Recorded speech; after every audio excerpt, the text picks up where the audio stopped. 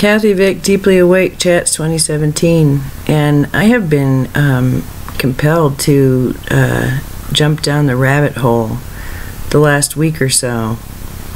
I'm not sure why. This is information that hasn't presented itself to me for years, but suddenly it's on the drop-down menu. So here it is. I've talked a little bit about it before. Our star origins, as well as, well,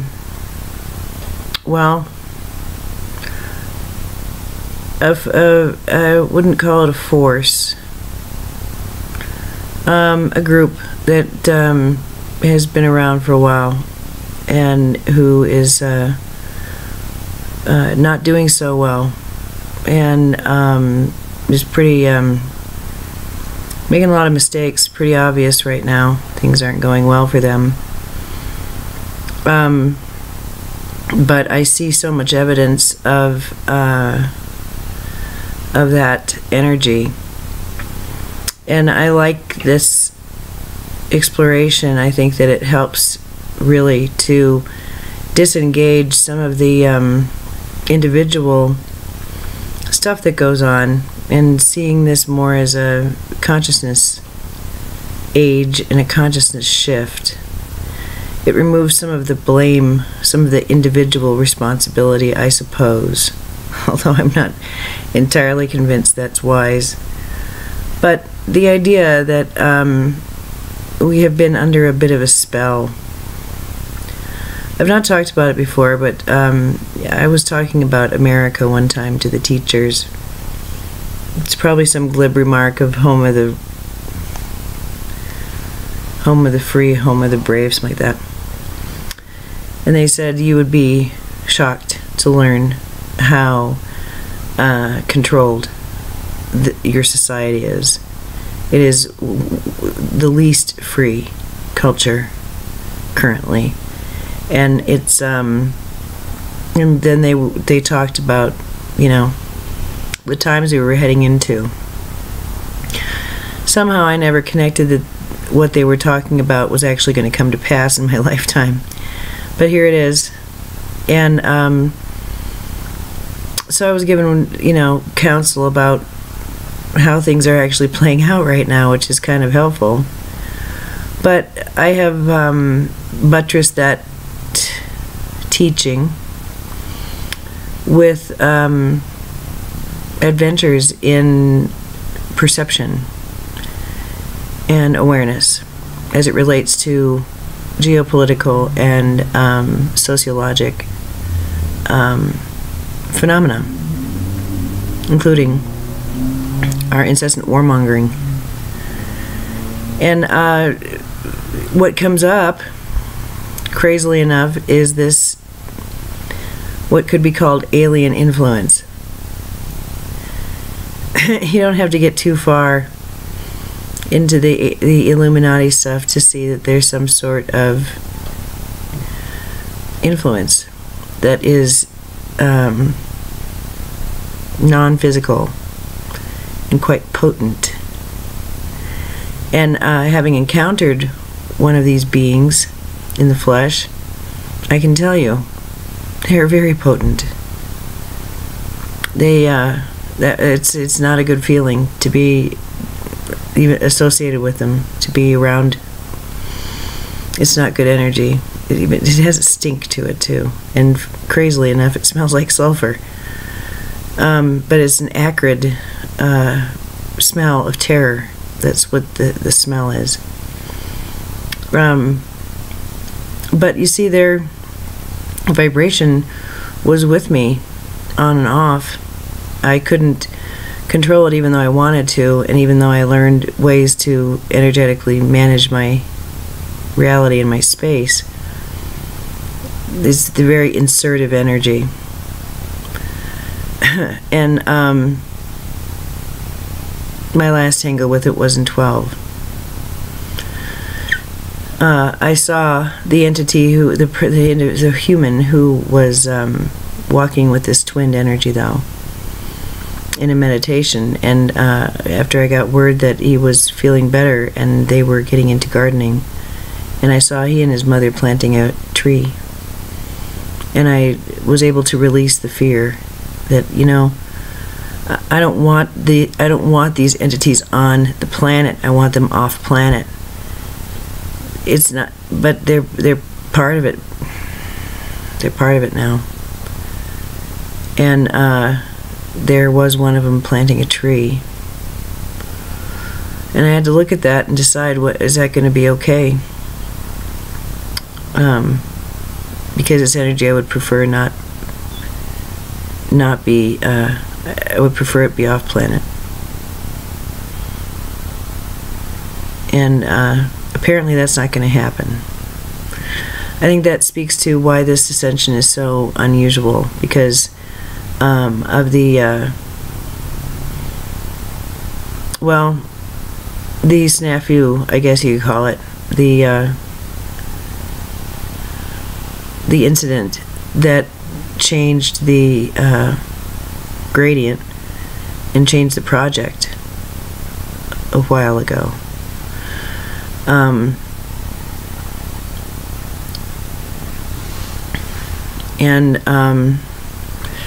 There's not a lot I'm going to talk about with that. I will tack along a video from Spirit Science about that. It's one person's take on ancient history, but it's the only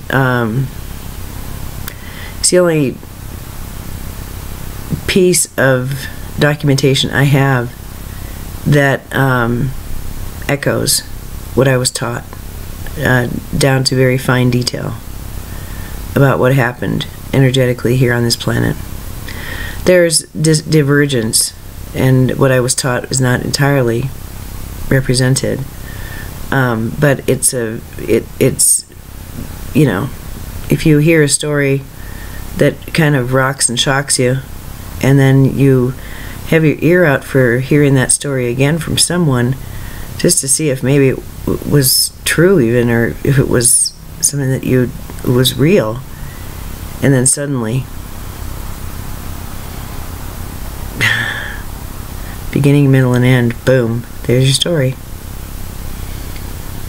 So I've also been looking more at timelines, and I got some information about timelines that just sort of rocked me. I was driving and just broke out into a channel that I immediately got really hot, and got a lot of really good information. And the gist of it is that it's important with timelines to not think that you're on some sort of I don't know, automated sidewalk where you just stand on it and it goes and you don't have to do anything. Timelines are not like that. And anymore, it's really not the right word for what is happening and how one is creating reality. Instead, it's really, it comes down to choice, forewarning, cooperation, and choice. And so I'm still working on it, how celestial triggers are, I think, the most potent way to push energy through, especially when a system is very rigid, or there's an end point, and because of that end point, there's a completion of thinking and of story, and something new needs to come through and burst through, you know what I mean, and move things on.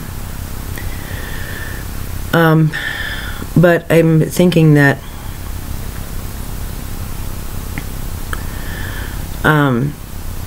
what this kind of reality is instead is obviously not being given all probabilities, obviously. Some probabilities so obvious, so part of the matrix, that they appear invisible. But certain ways of going, ways of being, ways of thinking, activities, ways of expressing, that sum up or come to sum up a fresher approach to things. These are available, and as our old ways of dealing with things, and that timelines really at this point are about how we're positioning our consciousness and our awareness of self in the now, and from there how we're behaving. There is actually more freedom now from karma than before. It feels to me. It's a good feeling. And yet there's still stickiness in certain areas, and that can just be laughed at. It doesn't really need to be seen as a prison, but simply as a holdover. I'm getting that it's really just really wonderful to live the reality that what happens in my life is for the highest good of all involved, in gentleness to all parts of self in all timelines. And the things that don't seem, and then working on things that are not. I want to be more generous. I'm striving to be more thoughtful of others. But you know, that's icing on the cake. And that's can be for me a grand opportunity for beating myself up if other people aren't pleased, if they're not happy, if they're not chill. So I've been focusing more on daily, just when I'm in the middle of a social interaction that feels awkward or weird, or I'm getting, my spidey senses are up, really coming in and talking to myself and counseling myself, reminding myself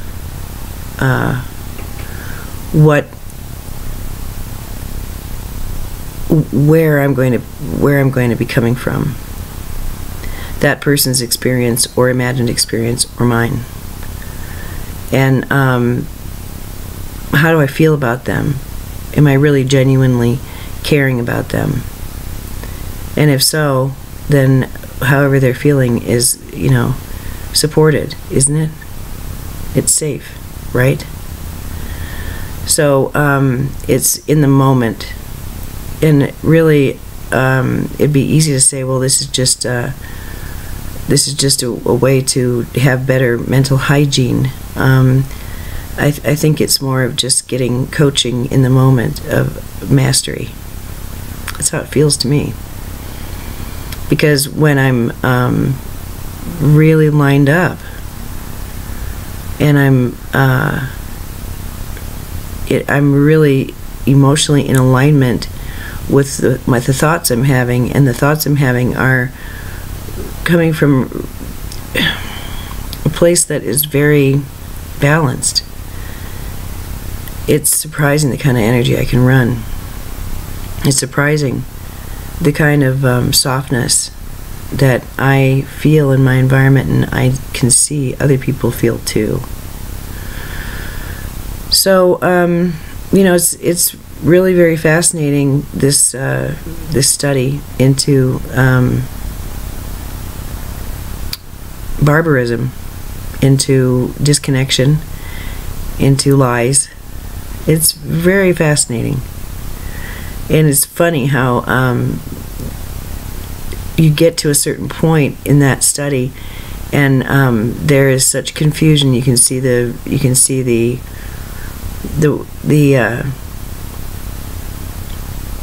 duality so strongly, that the polarity, that it really is topsy-turvy. So I'll end with this. You know, there's this talk of we're being softened up to get ready to be have it put into our consciousness that they're aliens, and how that's going to just blow our minds.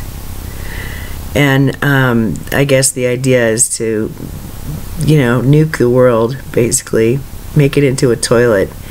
And then these interdimensional beings who are posing as advanced source energy They're going to come and say, hey, we've got all the answers here. Isn't that cool? And the admonition, of course, comes not only from Cryon, but from another great. The greatest of these is love. You'll know by your own discernment what's going on. That's the idea behind what's going on with the media. What a wonderful way to get everybody to the place where they have to allow themselves to be their own authority with what's true.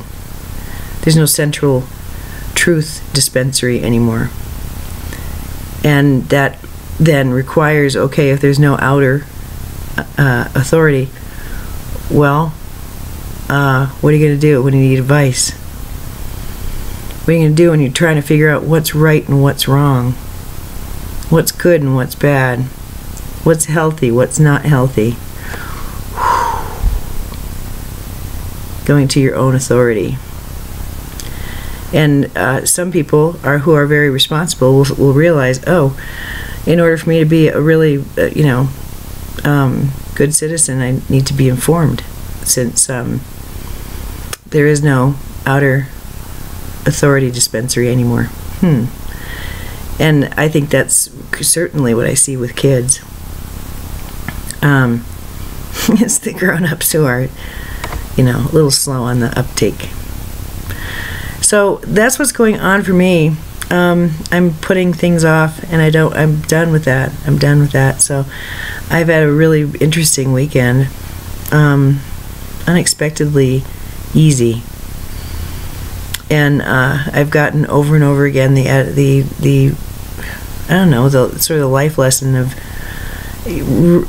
this low-grade yammer. I didn't even know I ran. Always in the background of just kind of discontented, just not right. It's really nice to be more aware of that and to just see that, to not have it, to look around. Well, it's so quiet around here. Oh yeah, I'm not hearing that chorus. And and I really, some of these things I can only just say thank you. It's work that's paid off, but it's also energetic shifts, I think. And this meld is clear that, I look at tapes from a year ago and then now, and I'm not channeling a lot. I channeled in the car, and I was sort of involuntary. It's like, boom, we need to talk, we need your attention now. I don't really feel the need to access them unless I need to get blown away. I need a paradigm shift. I need new breath.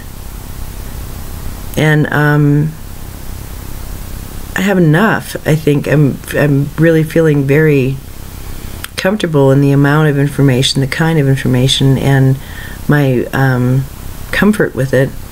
So channeling is just less and less an imperative, which is kind of interesting. And I feel very confident about the information I'm giving being rather advanced, and yet it's not channeled. So there you go. It may seem advanced, it's just how I live. I don't know, maybe that's not advanced. Maybe it's well, you pick the adjective, I guess. I don't care. You decide what it is. I'm over here having a great Sunday. I have so much work to do, though. Alright, the only way I'm going to get through it is by doing some of it.